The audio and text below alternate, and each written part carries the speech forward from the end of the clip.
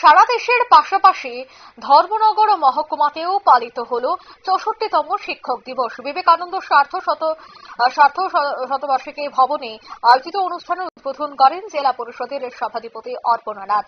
উপস্থিত ছিলেন সহকারী সভাধিপতি ভবতোষী দাস, কদমতলা এবং কলাছড়া ব্লকের চেয়ারম্যান, জেলা শিক্ষা আধিকারিক ফিরঞ্জন ত্রিপুরা সহ অন্যান্য অতিথিবর্গ। ডক্টর সর্বপল্লী রাধাকৃষ্ণনের প্রতিকৃতিতে মাল্যদান এবং প্রদীপ প্রজ্বলনের মাধ্যমে শ্রদ্ধা নিবেদন করা হয়।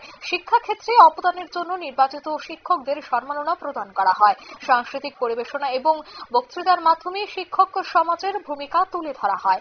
সে বিষয়ে কি বলছেন সংশ্লিষ্টরা শোনাব। শিক্ষক মহাশয় শিক্ষা দাবি করে কারণ তিনি একজন শিক্ষার্থীকে জীবনে চলার পথে পরামর্শ দিয়ে। আপনারা শুনলেন তাদের এই বক্তব্য। ধর্মনগর ছিল আজ উৎসব মুখর পরিবেশে, কারণ গোটা ধর্মনগর এলাকায় দেখা গেছে বা গোটা ধর্মনগরে আজ দেখা গেছে শিক্ষক দিবসের উন্মাদনা। নিয়ে নিচ্ছি ছোট্ট একটি বিজ্ঞাপন বিরতির সঙ্গে থাকুন।